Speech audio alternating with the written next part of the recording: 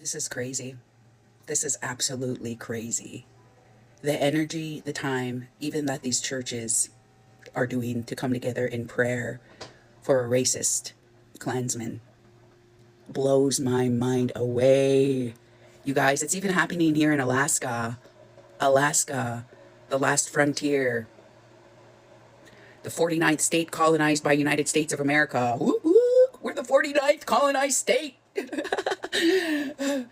Anyways, I wanted to show you what I just came across on Facebook, and my jaw drops. You guys, this is my jaw's just staying stuck like this with this class of people now. It's like every time I see it, like it just stays stuck now. Just like, what the fuck?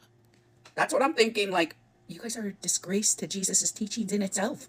I don't even practice Christianity anymore because I got turned off to the whole collective not being like Jesus. Anyways, let's go ahead and look at this post here.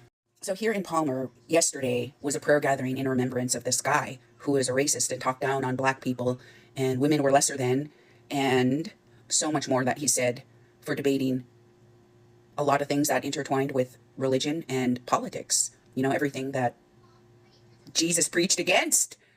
So yeah, there was a night of prayer and remembrance at the Church on the Rock in Palmer.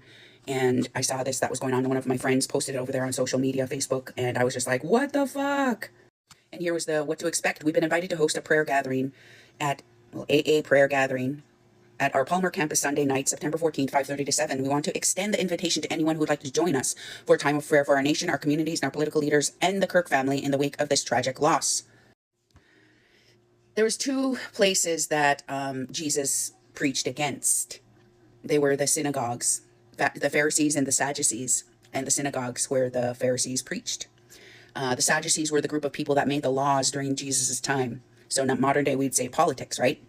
And everything that's going on in our nation right now is a byproduct of these two systems, politics and churches. And you know how politics gives so much grace to churches and they say no taxes. You can do whatever you want here. No taxes. Just like they do with the rich too, by the way. Side note. And then you have the churches that are intertwined with these policies, with the Sadducees, and they preach the gospel and say that it's all good stuff and da da da da da. Let's pray for this great devout Christian man who God said, well done, thou good and faithful servant. I don't know what's good about and faithful about degrading black people or seeing women as lesser than to men. And there's so many other racial things that this guy created. You see, I was a follower of him. I kind of, like in the beginning, I started following some of his content, but eventually my content started revealing opposite of what's going on in our nation right now. And a lot of it is what's going on with our children. You know, a lot of people have been screaming, release the files, release the Epstein files, save the children. But in some sick, brainwashed, I don't know, hypnosis, this class of people have been, churches, Christianity, like, you're willing to make a house of prayer for a racist Klansman, but you can't make a prayer night to release the Epstein files, to save our children, or save the immigrants that are getting deported. Like, what is going on with you guys? Why are you guys, oh God, okay, you know what? I don't even need to ask why. I just knew that I needed to leave the church when my spirit told me to. When my spirit said, this ain't Jesus, that's for sure. Anything that goes against Jesus in itself, the entirety, Pharisees and Sadducees, the two places that tried to silence Jesus. And if you're one of the very few people right now who don't go to church, who don't like politics, you might just be on the right side of history. Because the Pharisees and the Sadducees were the exact group Jesus preached against. And then you have these systems, the politics and the churches, doing the same things Jesus preached against. Wake up, Christian. So yeah, I'm just going to pray for more guidance and tools to equip myself on how to break down the veil over your covered eyes.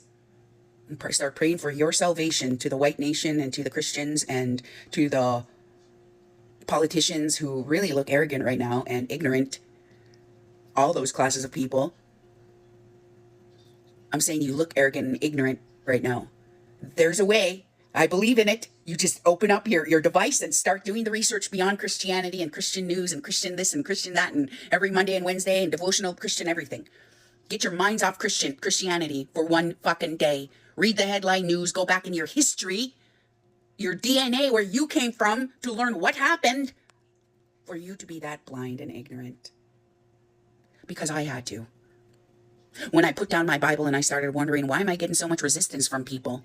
Even people that I loved that were close to me that started saying, what the hell kind of native are you? You're one of those natives, huh? And I'm like, okay, this doesn't feel right. I didn't like the feeling. So I started researching. I started looking and researching and saying, what is going on right now that this resistance makes me feel uncomfortable? It doesn't make me feel good that somebody said I'm one of those natives, you know? And I was like, okay, I gotta take a step back and look at and I was the ignorant one because I was following Christianity, everything. And I saw a post on somebody else's that were talking about that de-Christianizing themselves, and this person left church in October of last year, right before elections, and right before elections was when I woke up to the evils that Christianity was portraying. So I started being radical Jesus over here, saying, don't, you're going the wrong way. And everybody said, TDS, shut up, liberal, blah, blah, blah, blah, blah, blah, blah, blah, blah, blah. Everything came my way, and I just took it and took it and took it, took a time out, rested, cried, came back up, and still kept going. Because I love Jesus's teachings and preachings, not Christianity's teachings and preachings.